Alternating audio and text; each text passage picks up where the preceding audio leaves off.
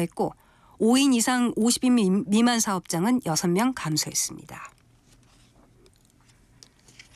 소상공인들에게 퇴직금 성격인 노란우산공제의 지급 사유가 확대되고 일시적 경영 위기를 겪을 때 중간 정산도 할 수 있게 됩니다. 지금까지는 폐업이나 사망, 퇴임, 노령 등 사실상 폐업에 해당해야 공제를 받을 수 있었지만 앞으로는 자연재난과 사회재난, 질병부상, 회생 파산 등 4가지 경우도 공제 사유로 추가됩니다.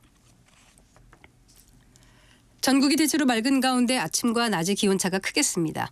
내일까지 동해안에 높은 너울이 일겠고 내일부터 남해안과 제주도 해안에도 너울이 밀려오겠습니다. 내일 아침 기온은 서울이 17도 등 전국이 12도에서 18도로 오늘보다 1도에서 5도 정도 높겠습니다. KBS 1라디오 4시 뉴스를 마칩니다. 아나운서 국혜정이었습니다. KBS. 대한민국 중심 채널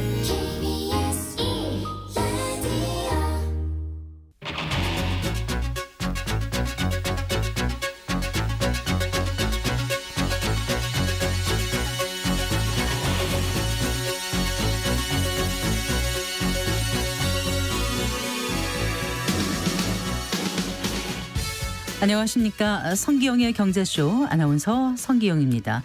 내 월급 빼고 다 오르는 것 같다는 푸념이 절로 나오는 요즘인데요.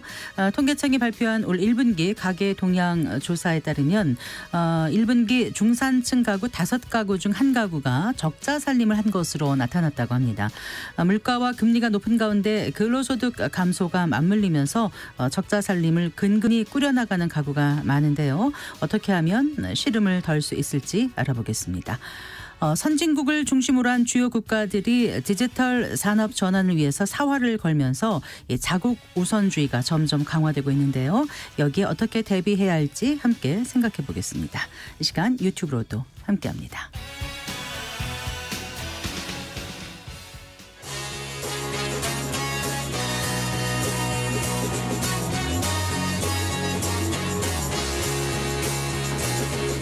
경제 시야를 넓혀드립니다. 투자의 지름길을 안내합니다. 돈 되는 정보를 발견하는 시간. KBS 1라디오 경제쇼.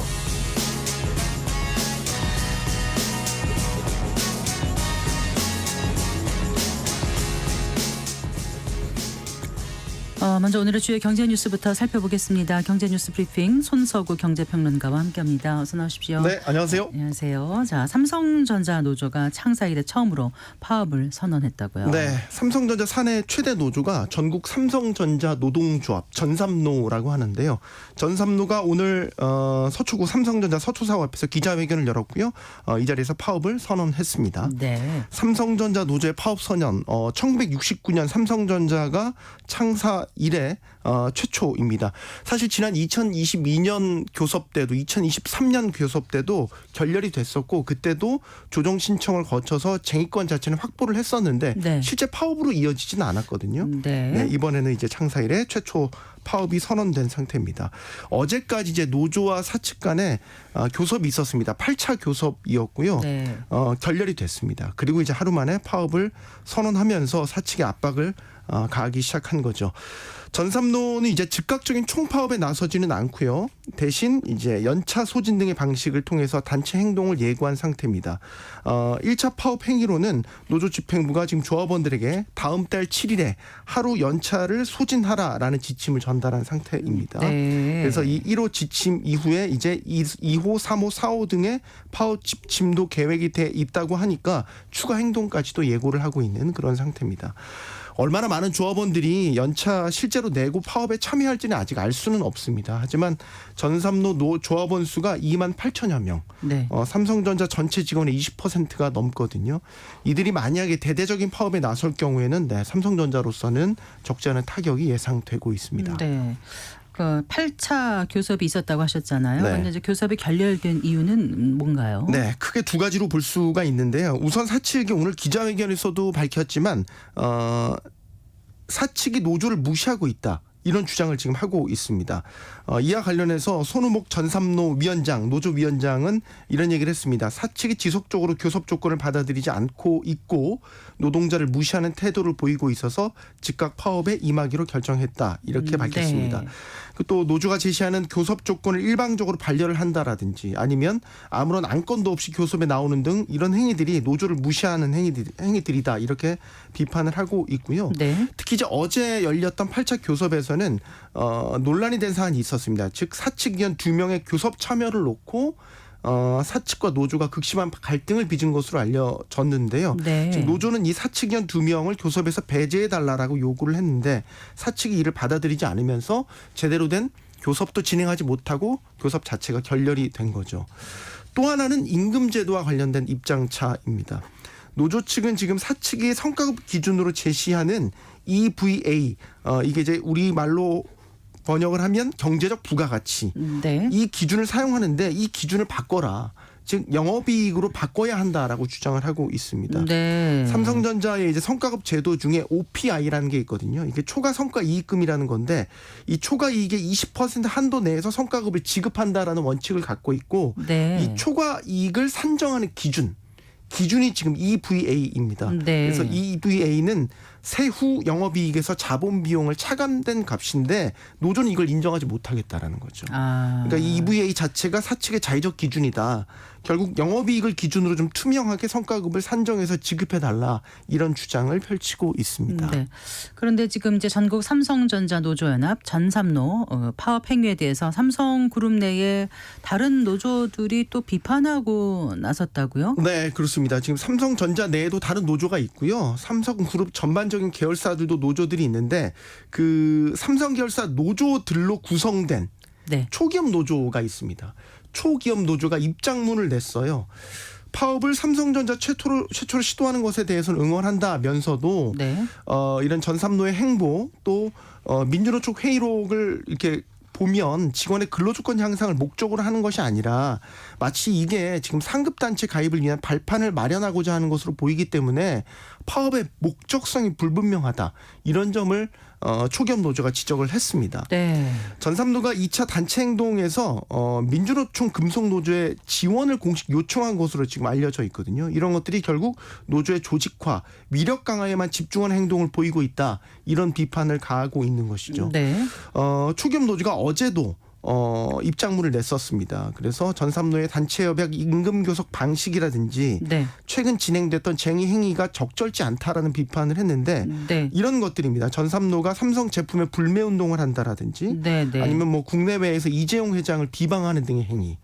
이런 것들은 결국 삼성의 브랜드 이미지를 실추시키는 행위다. 그래서 결코 올바른 방향이 아니다라는 게 초기업 노조의 입장입니다. 예. 즉 파업의 목적성이나 지금 행위 과정에서 의견차를 드러낸 것이죠. 결국 이게 삼성그룹 내에 노노 갈등으로 비춰지고 있어서 그러네요. 네, 향후 기추가 주목되는 부분이고요. 아울러서 일각에서는 또 작년에 삼성전자가 또 큰 적자를 냈지 않습니까? 여전히 경영 위기를 극복하고 있는 과정인데 이런 가운데 전삼노가 좀 무리하게 단체 행동에 돌입한 것이 아니냐 이런 비판도 일각에서는 제기되고 있습니다. 네. 자, 저출생 문제가 점차 심각해지고 있습니다. 3월에 그 출생 수가 네. 처음으로 2만 명 밑으로 내려갔다고요. 맞습니다. 뭐 이제 출생아 수도 이제 계절성이 있기 때문에 월별로도 좀 특징이 있는데 통계청이 발표한 3월 인구 동향을 보면요. 올해 3월 출생아 수 19,669명. 기록했습니다. 그래서 작년 같은 달보다 7.3% 줄었고요. 3월 기준 출생아 수가 처음으로 2만 명 내려간 게 이번이 처음이라고 하더라고요. 그리고 또 10년 전과 비교를 해보면 즉 2014년 3월 출생아 수와 비교를 해보면 그 당시 출생아 수가 3만 8천여 네. 명이었으니까 절반 가까이 감소를 한 겁니다. 그러니까 10년 만에 반토막이 난 거죠. 또 올해 1월부터 3월까지 그러니까 1분기 출생아 수 전부 다 합쳐보면 6만 474명이었습니다. 이것도 전년 동기 대비 6.2%가 줄어든 규모입니다. 예. 올해 1분기 합계 출산율을 따져보니까 0.76명이었습니다. 그래서 이것도 전년 동기 대비 0.06명 더 감소를 해서요. 이건 역시 관련 통계를 집계한 1981년 이후 가장 낮은 수치를 기록을 했습니다. 아까 계절성이 있다고 말씀드렸잖아요. 예. 하반기가 더 지금 문제입니다. 통상 출산율이 연말로 갈수록 좀 떨어지는 경향을 더 그렇군요. 보이기 때문인데 네. 작년 같은 경우도 1분기 합계 출산율은 0.82명이었는데 2분기와 3분기에 0.71명, 0.65명으로 계속 떨어졌습니다. 합계 출산율이 0.6명대에 진입한 게 작년 4분기가 처음이었거든요. 당시에도 상당히 큰 우려가 있었죠. 근데 지금 올해 이런 추세라면 3분기 합계 출산율이 0.6명대에 떨어질 것이다라는 전망이 나오고 있습니다. 네, 이 저출생 고령화 문제는 경제에도 큰 타격을 줄 수 있을 텐데 기업들도 일단 저출생 고령화 문제가 경제 위기로 닥칠 거로 그렇게 보고 있다면서요. 네, 이게 한국경제인협회 한경협이 그 조사한 결과인데요. 매출액 1000대 기업 인사 노무 담당자를 대상으로 저출산 고령화에 대한 기업들의 인식조사 결과가 되겠습니다. 응답 기업의 68% 저출산 고령화가 기업에 부정적 영향을 미칠 것이다 이렇게 우려를 하고 있었습니다. 시기를 보면 평균적으로 11년 이내에 경제 위기가 닥칠 것으로 전망을 했습니다. 또 응답 기업의 절반 가까이는 앞으로 11년 이내에요. 그렇죠. 앞으로 11년 이내. 네. 뭐 크게 보면 10년 이내 위기가 닥칠 것이다라고 보고 있는 거죠. 어떤 문제가 닥칠 것이냐라고 봤더니 가장 심각한 문제로 꼽은 게 인력 수급 문제를 네. 꼽았고요. 뒤를 이어서 시장 수요 감소에 따른 매출 하락. 이거는 뭐 결국 인구 감소에 따른 내수 시장 위축 이 부분을 우려한 것으로 보이고요. 이 밖에도 인력 고령화에 따른 노동 생산성 저하 이런 부분들을 우려하는 것으로 나타났습니다. 그러면 기업들은 저출산 고령화에 따른 인력 부족 문제를 대응하기 위해서 가장 시급하게 추진돼야 될 정책으로 뭘 꼽았냐? 임금체계 개편을 네. 꼽았습니다. 결국 임금체계 개편을 통해서 고령화된 인력도 활용할 수 있는 환경 조성 이게 좀 시급한 대책이 될 것 같다라고 꼽았고요. 또 하나 지금 육아휴직이라든지 육아기 근로시간 단축 같은 일과 가정의 양립제도 이런 것들도 있지 않습니까? 네. 근데 이거를 잘 활용하고 있다고 밝힌 기업이 절반이 안 됐고 5곳 중에 한 그렇군요. 곳은 잘 활용하지 못하고 있다. 이렇게 응답을 해서 제도 정착도 여전한 난제로 꼽혔습니다. 네. 자, 은행 지점 방문하지 않고도 더 싼 이자로 대출을 갈아탈 수 있는 그 온라인 그 원스톱 대출 갈아타기 서비스가 네.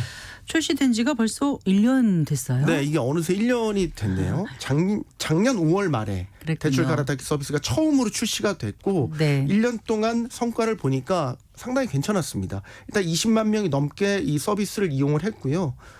이 서비스를 이용해서 옮겨간 대출 자산이 10조 원을 돌파를 했습니다. 아마 제 기억에 정부가 선보인 금융 서비스 중에 가장 흥행에 성공한 게 아닌가 싶은데 일단 이 서비스 자체가 상당히 의미가 있었던 거는 지점 방문을 해야 되는 이런 시간적 물리적 제약이 좀 낮아졌고요. 네네. 또 이게 스마트폰 화면으로 한눈에 금리 비교를 할 수 있게 됐으니까 대출자들이 좀 합리적인 선택을 할 수 있도록 도왔다. 네. 이런 긍정적인 평가를 받고 있거든요. 실제 이 대출 갈아타기 서비스로 평균 대출 금리가 1.52%포인트 하락한 것으로 나타났고요. 1인당으로 환산해 봤었을 때 연간 162만 원의 이자 절감 효과를 누리는 것으로 추산됐습니다. 대출 종류별로 살펴보면 가장 컸던 거 하나만 좀 살펴볼게요. 예. 주담대 대출 갈아타기 서비스였습니다. 평균 1.49%포인트의 금리 인하 1인당 연간 273만 원의 이자 절감 효과를 본 것으로 나타났습니다. 네. 앞으로 이 대출 갈아타기 서비스는 더 확대된다고 하던데요. 네, 금융당국은 이제 대출 갈아타기 서비스를 더 확대해서 주거용 오피스텔, 빌라 이런 부분으로 담보대출을 더 확대하겠다는 방침을 내놨고요. 네. 관련 서비스는 9월 중에 출시할 수 있도록 현재 금융권과 협의 중이라고 밝혔습니다. 당장 다음 달 3일부터는 전세대출이 좀 확대되는데 전세대출 갈아탈 수 있는 기간이 기존에는 계약 종료 1년 전까지 그러니까 보통 전세 계약이 2년 계약하지 않습니까? 네, 네. 그러니까 계약 종료 1년 전까지만 가능했는데 다음 달부터는 이제 더 확대돼서 계약 종료 6개월 전까지도 이 갈아타기 서비스에 포함이 되고요. 네. 또 이 서비스를 운영할 수 있는 시간 저녁 10시까지도 확대됩니다. 알겠습니다. 잘 들었습니다. 고맙습니다. 고맙습니다. 경제 뉴스 브리핑 손석우 경제평론가와 함께했습니다.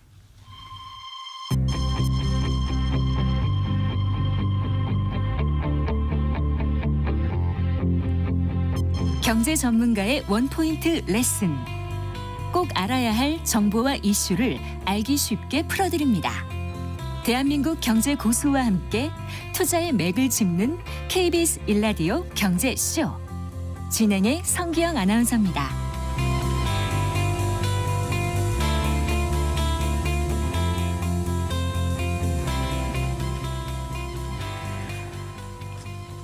네, 4시 18분입니다. 통계청이 지난 1분기 가계 동향 조사 결과를 발표했는데요.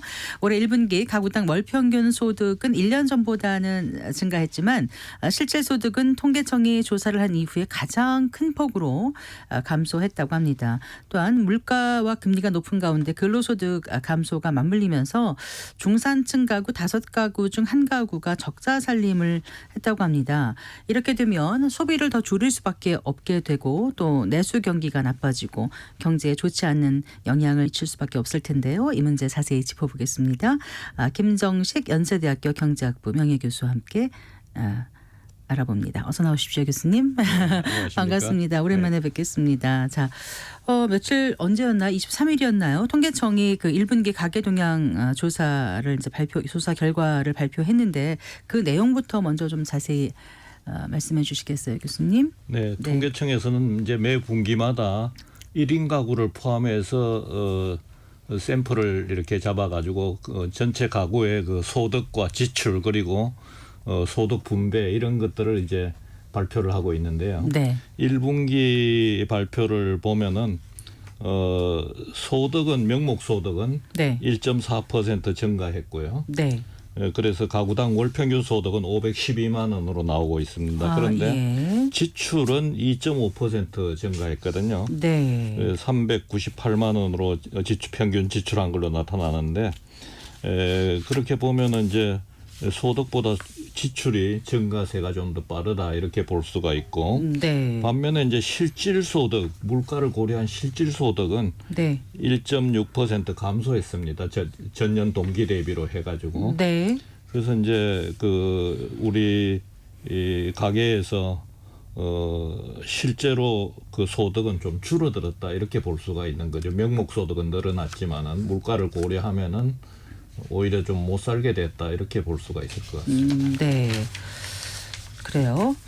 그러니까 명목 소득 지금 소득이 얼마 늘어났다고 교수님께서 1.6%. 1.6% 네. 늘었는데 그 실질 소득은 물가를 감안해서 더 줄어들었다라고 말씀하신 거죠? 네, 그러니까 명목 소득은 1.4% 증가했는데 네. 실질 소득은 1.6% 감소했다는 거죠. 네, 네, 그렇습니다. 네, 일단 그 명목 소득은 뭐 다들 이제 어떤 개념인지 뭐 이 프로그램 들으시는 분들은 다들 아실 거예요. 그러니까 이제 그렇죠. 들어오는 명목 소득은 네. 우리가 그냥 받는 그 월급과 같은 네. 그런 소득이고 예. 실질 소득은 물가를 고려한 소득이니까 우리가 얼마나 물건을 살 수 있느냐 하는 거를 네. 나타낸다 이렇게 볼 수가 있죠. 네.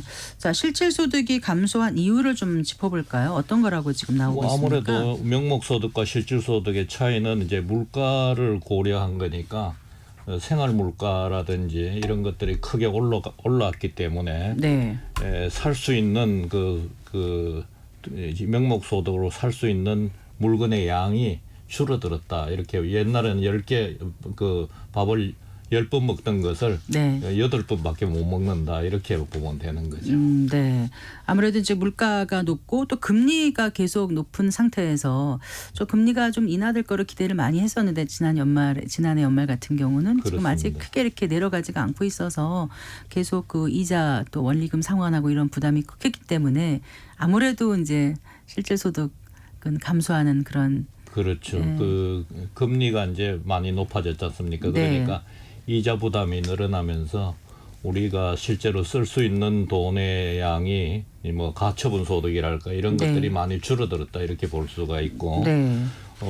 금리가 이제 다행히 내려가면은 뭐 좋습니다만은 금리는 이제 물가하고 연관이 있으니까 물가가 지금 아직도 불안정한 상태니까 네. 금리가 조기에 내려가기는 조금 어려울 것 같아요. 그래서 또 미국 금리하고 또 연관이 있기 때문에 네. 미국 금리하고 우리나라 금리가 약 2%포인트 지금 차이가 나거든요. 네. 그런데 미국이 높죠. 네. 그런데 이제 만약 우리 미국이 금리를 내리지 않았는데 우리가 내리게 되면은 너무 차이가 벌어지면 안 되죠. 커지면서 네. 돈이 이제 미국으로 빠져나갈 수도 그러니까요. 있고 이러기 때문에 한국은행에서는 이제 미국의 연준이 금리를 어떻게 하느냐에 따라서 금리가 인하할지를 결정하는데 지금은 미국의 인플레이션이 그렇게 쉽게 떨어질 것 같지가 않아 가지고 네. 뭐 월가에서는 9월달 미국이 금리를 인하할 것이다 이렇게 보고 있지만은 또 학계에서는 연말에 돼야 금리를 인하할 수 있지 않느냐 이렇게 보니까 네. 금리 인하 시기가 조금 더 늦춰질 가능성이 높다 이렇게 보고 있습니다. 네. 근데 가계소득이 1.4% 늘었다고 하셨잖아요. 근데 근로소득자들은 좀 안 그런 것 같아요. 근로소득은 1.1% 줄었고 사업소득하고 이전소득은 늘었다 이렇게 나오더라고요. 네. 그래서 근로소득자가 제일 힘든 건가요, 그러면요? 그러니까 아무래도 네. 이제 일자리가 네. 그렇게 크게 늘어나지 않고 또 경기가 나쁘니까 근로소득의 증가폭은 그렇게 크지가 않고 네. 반면에 이제 뭐 부동산이라든지 이렇게 어떤 재산 소득이라든지 네. 이자 소득 이런 부분에서 조금 더 늘어나는 그런 구성을 가지고 있는 것 같습니다. 네. 자, 그 물가 부분을 좀 짚어볼게요. 이제 물가가 높아지는데 가장 큰 부분이 아마 그 식료품 가격 때문인 것 같다고들 지금 나오거든요. 그렇습니다. 지금 이제 물가가 오르는 걸 자세히 보면은 물가 많이 오른 품목을 보면은 주로 수입할 수 없는 물건들 우리가 이제 이것을 비교역제라고 얘기를 하는데요. 비교역제. 네. 근데 이제 교역을 해서 수입할 수 있는 물건은 수입하면은 물가가 떨어지니까 괜찮은데 농산물이라든지 사과라든지 네, 네. 또 교육 서비스라든지 네. 뭐 학원 다니는 거라든지 네. 이런 부분들은 수입할 수 없는 부분들이기 때문에 물가가 오르면은 내릴 수 있는 방법이 별로 없거든요. 예. 그러니까 그래서 지금 이제 뭐 땅에서 나는 물건은 다 올랐다 이렇게 얘기할 정도로 네. 그 우리가 주로 많이 사용하는 그 생활 필수품이죠. 그러니까 식료품 가격이라든지 농산물 가격 이런 것들이 많이 올랐기 때문에 이런 것들이 오르면은 가게가 이제 굉장히 어려워지는 것도 물론이지만은 조금 있으면은 그것을 원료로 해서 또 물건을 만드는 외식업이라든지 네, 네. 이런 것들이 다 또 시차를 두고 오르게 돼 있거든요. 네. 그래서 이제 우리 가게가 점점 더 어려워지는 거죠. 그러니까 2분기에는 이제 가공식품 같은 걸 중심으로 더 또 물가가 오를 거라는 그런 전망도 나오고 있더라고요. 그렇습니다. 네. 일단 1분기에 필수 생계비가 소득에서 차지하는 비율이 38%로 역대 최대치를 기록했다고 하더라고요, 교수님. 근데 필수 생계비 하면은 뭐 꼭 이제 주거에 꼭 필요한 뭐 월세라든가 그렇죠. 그다음에 수도요금, 뭐 그렇죠. 전기요금 안 쓰면 안 되는 거 뭐, 광열비, 교통비. 그 식료품비 네. 먹는 거 하고 네. 또 주거비가 있지 않습니까? 네. 그 전세를 들었거나 월세를 내고 있는 의식주가 돼야 되니까요. 네. 그다음에 이제 에너지 비용, 그 전기세라든지 가스비, 네. 또 그 외에도 이제 교통비라든지 네. 외식비 이런 것들이 전부 다 이제 필수 생활비인데 이 필수 생활비가 많이 올랐기 때문에 네. 우리가 체감 물가가 이제 그 정부에서 발표하는 지표 물가 예. 그러니까 소비자 물가 지수 우리가 인플레이션은 4월달에 2.9% 증가했다 이렇게 보지만은 피부로 느끼는 우리가 네. 느끼는 그 체감 물가는 네. 장바구니 물가는 뭐 굉장히 많이 오른 맞습니다. 네. 거죠. 그래서 이제 이 필수 생활비가 많이 올랐다 하는 것이 굉장히 의미가 있고 네. 그렇게 되면은 이제 우리 가게가 점점 더 살기가 어려워진다 이렇게 명목 소득은 높아졌지만은 네. 살기는 점점 더 힘들어진다 이렇게 볼 수가 그리고 있는 저 거죠. 직장인의 입장에서 이렇게 외식하러 점심 먹으러 밖에 나가 보면은요 그럼요. 정말 비싸졌다는 생각이 들고 안 오른 게 없다 이런 생각이 들고요. 그 뭐 식품비도 그렇고 또 이제 좀 있으면 여름철 지금도 벌써 에어컨 이제 틀어야 될 때가 이제 있지 않습니까? 가끔 더러. 근데 정말 더워지면 올여름 또 기후가 안 좋다고 그렇죠. 전망이 그러니까 나와서 가격을 네. 안 올리면 또 그 식사 품질이 또 떨어지고 네. 이런 면이 있는 거죠. 그런데 뭐 또 외식하는 분들은 원가가 다 올라가니까 인건비도 올라가고 그다음에 원재료 값도 다 올라가니까 네. 가격을 올리지도 않을 수도 없는 그런 상황이다 이렇게 볼 수 있죠. 네, 그래요.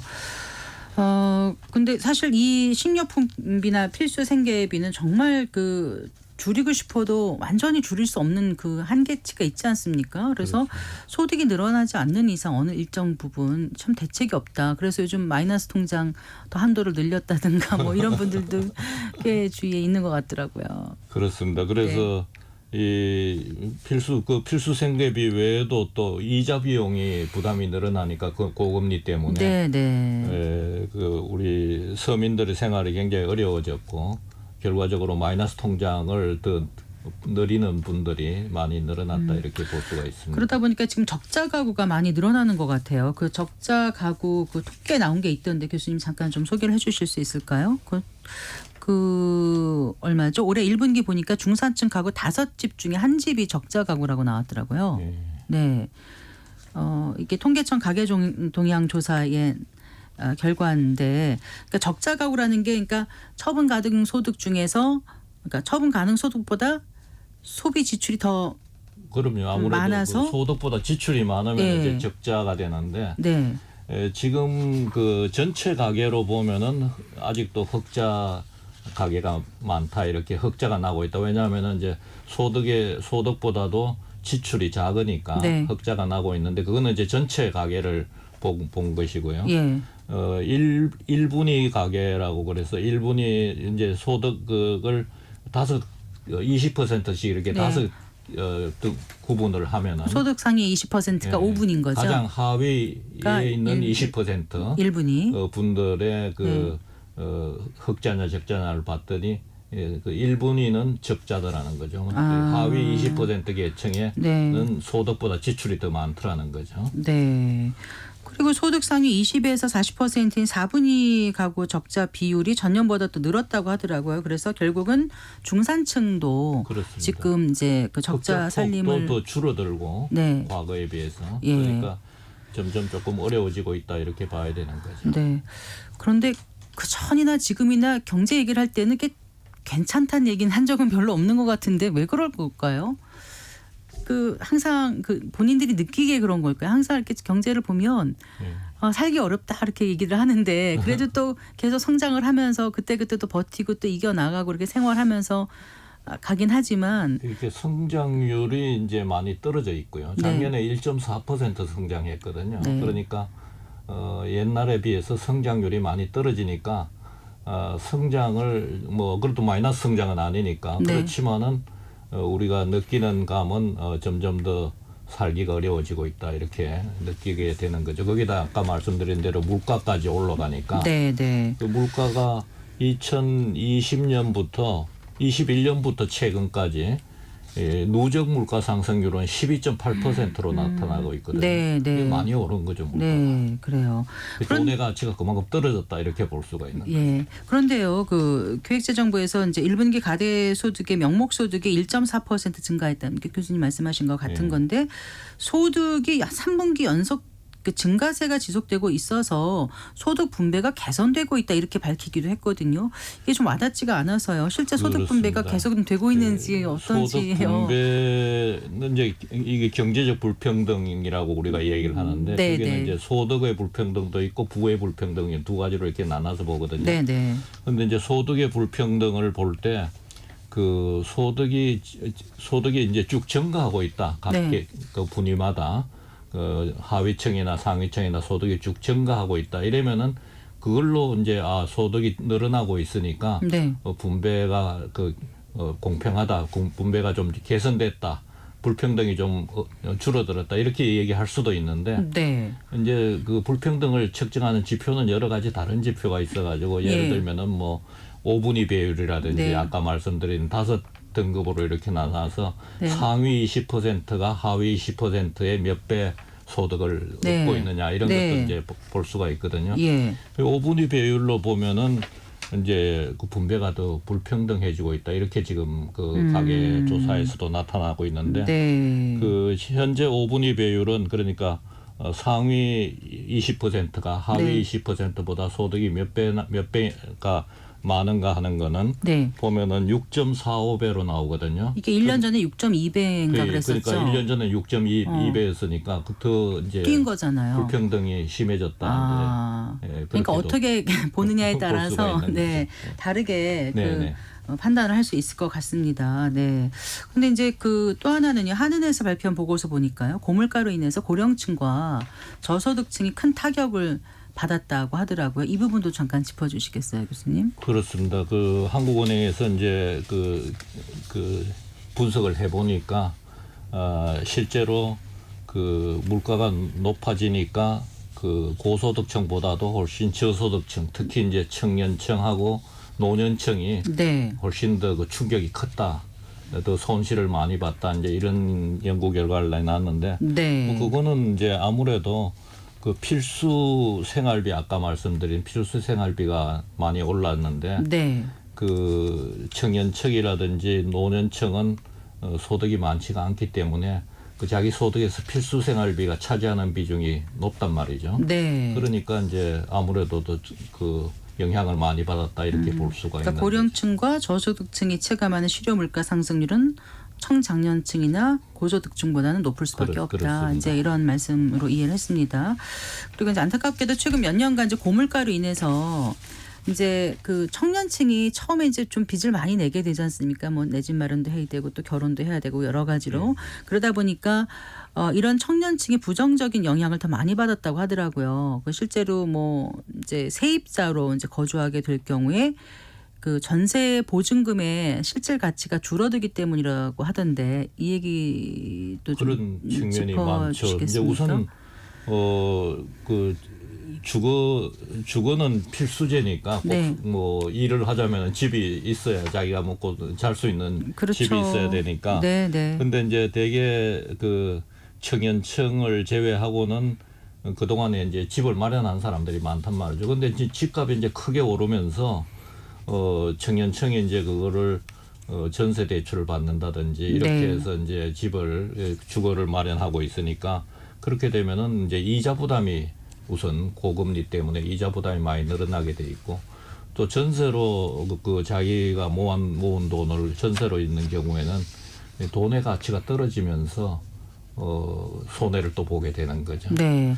근데 이제 앞으로도 이렇게 물가가 오르고 인건비가 오르면은 결과적으로 주택을 짓는 건축 비용이 더 높아질 거 아닙니까? 네.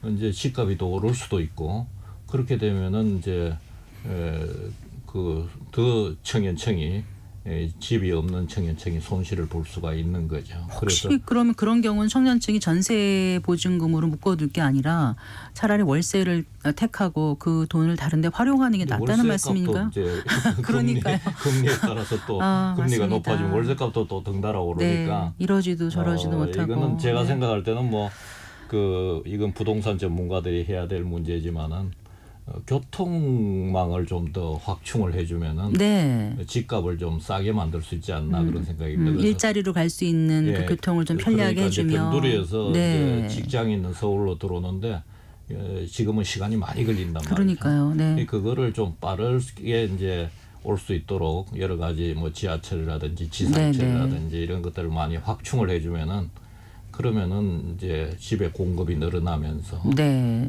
집값이 좀 싸지면서 청년층들이 좀 도움을 받지 않나 그런 생각입니다. 네. 자, 어쨌든 고물가로 인해서 소비를 이제 줄일 수밖에 없는 그런 상황이 되다 보면은 이제 결국은 이게 내수에도 영향을 미치고 경제 성장률에도 좋지 않은 영향을 미치지 않겠습니까? 그렇습니다. 정부가 좀 어떤 대책을 마련해야 될 텐데 어떤 게 가능하다고 보세요? 제언 좀 부탁드리겠습니다, 교수님. 우선 이제 그 고물가는 우선 성장률을 둔화시킵니다. 왜냐하면은 우선 첫 번째로는 물가가 높아지면 임금을 결과적으로 높여달라 그러거든요. 네. 그러면은 물가가 높아지면 임금이 높아지고 임금이 높아지면 또 물가 높아지고 이렇게 네. 해서 그 악순환의 경제가 들어갈 수가 있고 임금이 높아지면은 아무래도 기업들이 투자를 덜 하니까 네. 성장률이 둔화되는 거죠. 네. 그 외에도 이제 수출 경쟁 물가 높으니까 수출 경쟁력도 약화됩니다. 또 물가가 높아지면은 소비를 우리가 줄이니까 네. 또 내수도 침체된다 이거죠. 그래서 이런 것 때문에 물가 높아지면 성장률이 둔화되는데 이거를 해결하기 위한 정부의 대책은 물가를 낮추는 거죠. 그러니까 어떻게 낮출 수 그래서 있을까요? 이제 물가가 아까 말씀드렸다시피 주로 이제 수입할 수 없는 물건값이 많이 오르니까 네. 사과라든지 뭐 농산물이라든지 이런 것들이니까 그래서 이제 수입할 수 없는 물건을 좀 필요할 때는 수입하도록 네. 만들어야 되고 아, 두 번째로는 내가 생각할 때는 그 유통망을 조금 더 디지털화할 필요가 있을 것 같아요. 네, 네. 지금은 농산물이 이렇게 출하가 되면은 어디에 재고가 얼마 있는지 정부가 지금 모르고 있거든요. 그러니까 이거를 지금 다 디지털화된 우리가 백화점에서 옷 하나 살라 그래도 어디에 재고가 있다는지 딱 나타나지 않습니까? 네, 네. 그런 식으로 그거를 출하할 때 트럭이 그걸 출하할 때 그걸 뭐 바코드를 한다든지 해가지고 그걸 그 디지털화 해가지고 네. 정보를 가지고 있으면은 유통 부분에서 많이 그 비용을 줄일 수가 있다. 그 가격을 낮출 수가 있다. 이렇게 볼 수가 있을 것 같아요. 그래서 네. 뭐 그 외에도 이 물가를 좀 더 안정시키는 방법은 뭐 돈을 너무 풀지 않는다든지 네. 뭐 이런 것도 하나의 그 돈이 너무 많이 풀리니까 돈의 가치가 떨어지면서 물가가 올라가는 거니까 그렇기도 한데 또 너무 민생이 어려우면 좀 돈을 풀어야 된다 그런 이렇게 점도 되지 있습니다. 않습니까? 그래서 그 요즘에는 재정적 인플레이션이 우리가 상당히 걱정을 하는데 이제 포퓰리즘에 의해서 돈을 자꾸 나눠주려 그러지 않습니까? 네. 그러면은 결과적으로 한국은행 정부는 국채를 발행하게 되고 한국은행은 또 돈을 늘리게 되고 해가지고 돈이 많이 늘어나게 됩니다. 한국은행에 처음에 들어가다 보면은 그 현관에다가 뭐라고 써놨느냐면은 물가 안정이라고 현판이 걸려 있어요. 네. 그런데 이제 한국은행이 자기가 찍어낸 돈의 가치를 지키려고 이제 그렇게 하는데 실제로 그 물가 지수로 보면은 2.9%밖에 인플레이션이 안 됐지만은 네.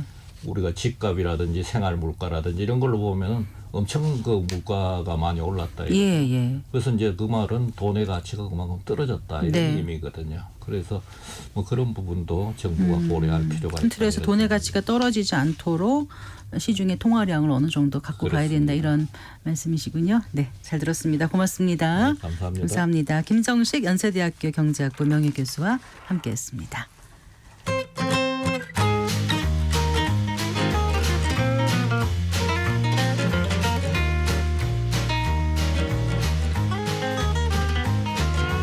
경제 맛집 투자 핫플. 지금은 돈 벌기 딱 좋은 시간. KBS 일라디오 경제쇼.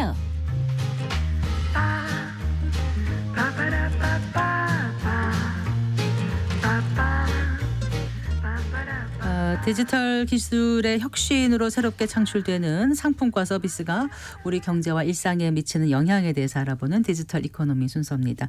오늘도 KDI 한국개발연구원 김동영 박사와 함께하겠습니다. 어서 나오십시오. 안녕하세요. 안녕하세요. 지난 시간에 디지털 전환이 무엇인가에 대해서 말씀해 주셨잖아요. 네네. 네, 주로 이제 기업이라든가 혹은 산업 측면에서 짚어봤는데 네. 국가 차원에서의 디지털 전환 이 말씀도 좀 오늘 해주셨으면 합니다. 네, 지난 시간에 말을 하고 가다 보니까 네. 이게 국가에선 또 어떤 의미인가는 놓치고 간 것 같더라고요. 근데 이 대부분의 국가들이 지금 사활을 걸고 있거든요. 우리가 그러면 이게 국가 전략이라면 분명히 내가 투자할 때도 내가 일자리를 구할 때도 기업의 전략을 정할 때도 이게 다 연관이 되기 때문에 굉장히 중요한 이슈일 수밖에 없습니다. 네. 그래서 오늘은 이 국가는 도대체 왜 디지털 전환을 추진하고 있는지 한번 이야기를 해보려고 합니다. 일단 국가가 디지털 전략을 추진하는 가장 중요한 이유는 뭐라고 봐야 될까요? 네, 이걸 이제 어디서부터 설명을 드려야 되나 고민을 했었는데요. 선진국 이야기를 먼저 해보려고 합니다. 네. 한마디로 얘기하면 선진국들이 패권을 되찾기 위해서 이 디지털 전략을 쓰고 있는 겁니다. 이 지구는 2차 세계대전이 끝난 이래로 여러 고비가 있었지만 이 자유시장이라는 걸 만들기 위해서 노력을 많이 했거든요. 그래서 우리가 이제 자유무역 뭐 이런 얘기를 굉장히 많이 들어왔었잖아요. 지구촌이라는 이름도 이제 이런 세계화의 방향을 설명하는 하나의 용어였었고요. 세계화 덕분에 분명 지구는 더 잘 살게 되었습니다. 네. 모든 국가와 시장이 하나로 연결되어서 마치 지구가 하나의 시장처럼 움직이다 보니까 굉장히 효율적으로 바뀌었어요. 그래서 우리가 어느 나라를 가거나 어느 나라에 있는 상품을 가지고 오는데 크게 어려움이 없잖아요. 네. 그리고 해외에 있는 첨단 기술을 이용해서 정보를 실시간으로 얻는데도 크게 어려움이 없는 시대가 됐습니다. 문제는 이런 세계화를 선도했던 선진 국가들이 역설적이게도 세계화 때문에 경쟁력의 기반이 약화되는 결과가 초래된 겁니다. 네. 이 아이폰 뒷면 보면요. 네. Designed by Apple California, Assembled in China 이렇게 써 있어요. 그러니까 디자인은 나는 설계만 했고 조립은 중국은 조립만 했어 라고 네. 이제 써 있는 거거든요. 이게 대표적입니다. 세계화 진행 과정이 어떻게 됐는지를 보면 선진국은 이 제조 공장을 인건비가 낮은 개발도상국으로 이전을 시켰고요. 제품 설계만 집중을 했던 거죠. 네. 그럼 개발도상국은 낮은 인건비로 조립을 잘 해왔고요. 서로 시너지가 잘 났습니다. 이 과정에서 선진국이 가지고 있던 첨단 기술과 노하우가 이제 개발도상국으로 흘러들어가게 되는 겁니다. 네. 빠르게 흘러들어갔고요. 그 틈에 개발도상국들의 실력이 굉장히 높아진 거죠. 이제는 휴대폰을 조립하던 중국이 휴대폰을 만드는 게 그렇게 이상하지 않고요. 심지어 전기차도 이제 엄청 잘 만드는 시대가 왔잖아요. 네, 네. 그러다 보니까 선진국들이 가졌던 경쟁력이라고 하는 게 점점 사라지고 글로벌 영향력도 예전 같지가 않아지게 된 겁니다. 상황이 이렇게 되다 보니까 선진국들은 기존의 생산 구조로는 더 이상의 우리가 경쟁 우위를 가질 수가 없구나라는 생각을 하게 된 거고요. 네. 발달된 디지털 기술들을 이용을 해서 이제는 이 온라인 가상현실 중심으로 어떤 생산 체계를 바꿔보자라는 움직임들이 나오게 된 거죠. 네. 그 이름이 디지털 전환이고 4차 산업혁명이고 거기에 나온 핵심 기술들이 우리가 5월 8일에 방송에 소개했던 디지털 트윈과 같은 네. 그러한 기법들이 이제는 나오게 되는 거죠. 네. 그래서 요약하면 결국에는 개발도상국과의 경쟁력 차이를 선진국들이 다시 벌리기 위한 전략이 디지털 전환이기 때문에 선진국들이 굉장히 적극적으로 추진하고 있다. 이렇게 요약을 할 수 있습니다. 네. 최근에 그 미중 갈등이 점점 심화되고 있지 않습니까? 그렇죠. 네. 이 부분도 그 국가의 디지털 전략 차원에서 중요한 부분일 것 같아요. 맞습니다. 방금은 이제 선진국이랑 개발도상국이라는 표현을 썼는데요. 선진국을 미국으로 바꾸고요. 개발도상국을 중국으로 바꾸면 지금 했던 얘기들은 그대로 들어맞습니다. 사실 중국이 2007년에 제조업 경쟁력 부분에서 세계 1위로 부상을 합니다. 근데 그 전에 100년 동안 미국이 1위였거든요. 그러니까 감히 넘볼 수 없던 그러한 지위를 이제 중국이 따라잡은 겁니다. 중국이 세계 경제에 미친 영향력은 계속 커지면서 그때부터 사람들은 뭐라고 부르냐면 중국을 세계의 공장이라고 이야기하기 시작을 합니다. 네. 근데 이제 미국이 1960년대부터 제조업을 놓은 것도 사실이에요. 저 어렸을 때만 하더라도 저희 집에 그 냉장고가 GE였거든요. 오, 그랬나요? GE가 잘 냉장고를 사셨군요. 저희는 냉장고 그때 그때 혹은 태어나지 않았나요? 잠깐만. 혹은 해퍼거나요? 네, GE가 냉장고를 만드는 걸 요즘 사람들은 모를 겁니다. 그럴까요? 저는 알아요. 그 당시 냉장고가 위칸 냉장고 맞아요. 이랬는데요. 푸드와, GE는 네. 왼쪽이 냉동고 오른쪽이 냉장고 심지어 정수기물이 나오는 엄청난 제조 강국이었습니다. 근데 지금 아무도 안 쓰잖아요. 전부 다 한국 제품들로 전 세계가 다 쓰고 있습니다. 네. 그처럼 이제 미국이 독일이나 일본이 한국의 추격으로 기술 경쟁력을 잃다 보니까 할 수 있는 건 계속해서 싼 곳으로 제조 기지를 옮기는 것밖에 없었어요. 그 틈에 중국은 값싼 임금을 무기로 제조업을 급격하게 성장을 했던 거고요. 미국이 이게 큰일 났구나라고 생각한 게 2000년대부터입니다. 그전에는 서비스업 중심으로 경제를 끌고 오다가 다시 제조 중심으로 전략을 바꾸게 되는 거죠. 물론 중간에 금융위기가 터지면서 전략이 잠깐 주춤합니다. 하지만 다시 박차를 가하기 시작을 했고요. 요새 우리가 리쇼어링이라는 단어를 종종 듣는데 그게 바로 제조 전략으로 미국이 모든 것을 다시 재세팅하고 있는 그러한 현상의 대표적인 모습입니다. 반면에 이제 미국은 이때부터 셰일가스가 나오기 시작을 하면서요. 맞아요. 에너지 비용이 급격하게 떨어지기 시작을 하고요.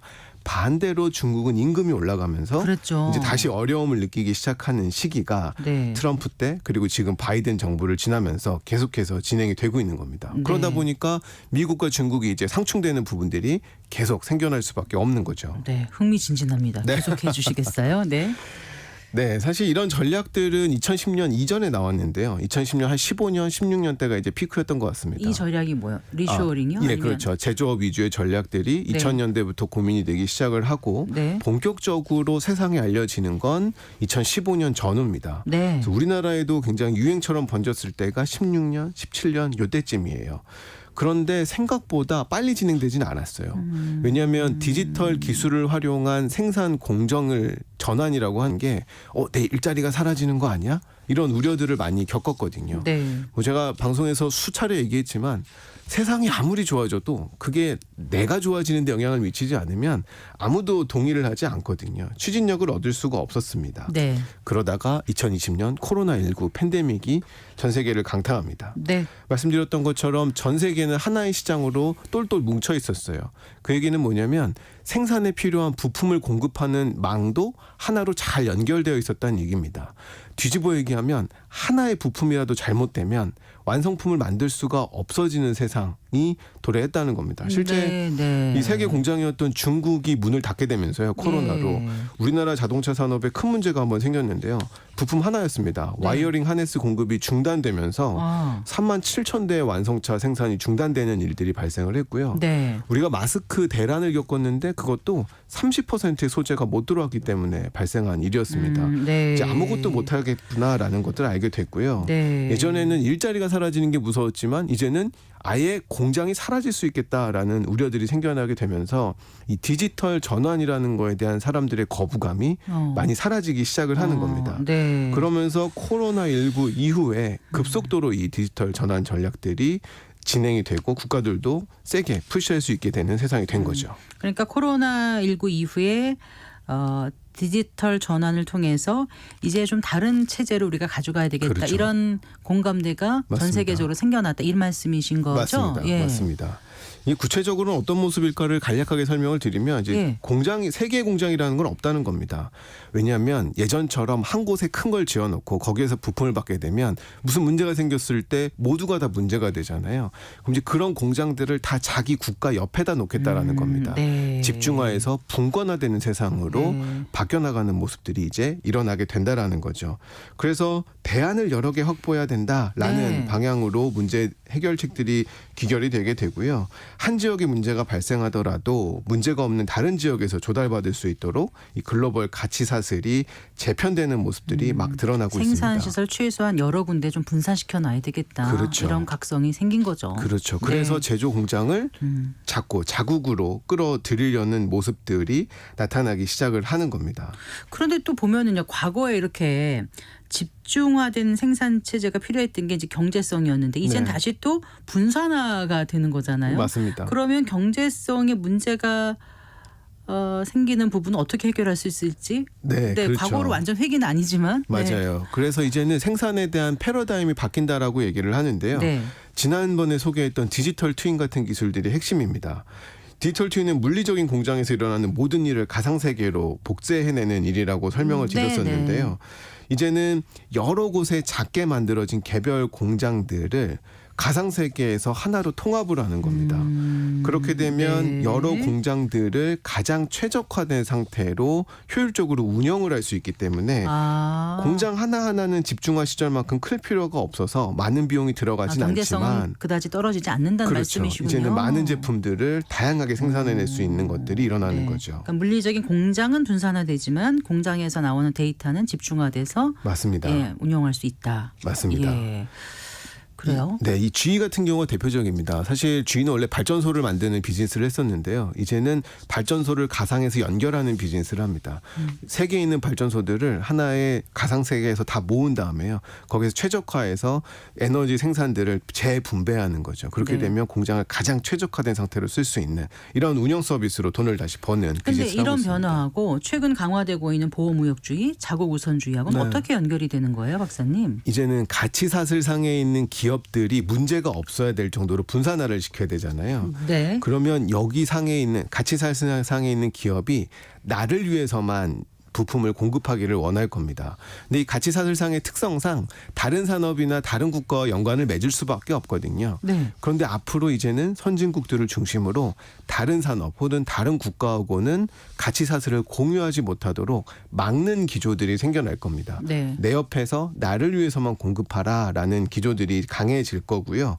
그렇게 되면 과거의 자유무역은 국경을 없애는 게 목표였는데 네, 네. 이제는 국경이 다시 되살아날 수 있습니다. 선진국들이 이런 공급망 재편을 해가지고 개발도상국하고 자신들의 이 경쟁력을 다시 벌리려고 할 거예요. 그러다 보면 경제는 블록화되고 이제 이해관계를 같이 하는 국가끼리만 같이 하게 되는 모습이 나타나게 되는 거죠. 선진국의 패권에 위협받지 않을 정도로는 세계화도 되고 다 좋았는데 그렇죠. 이제 그러지 않으면 우리는 빗장 걸어 담그고 맞습니다. 우리만 위해서 가겠다 이런 추세가 됐다는 맞습니다. 말씀이시잖아요. 맞습니다. 자 그러면 이제 어떻게 해야 되죠? 우리가 선진국 1, 2위는 아니지 않습니까? 그렇죠. 이럴 때 어떻게 해야 돼요? 네, 우리가 참 힘든 게 한 3, 예. 4위쯤은 되기 때문에 참 힘든데요.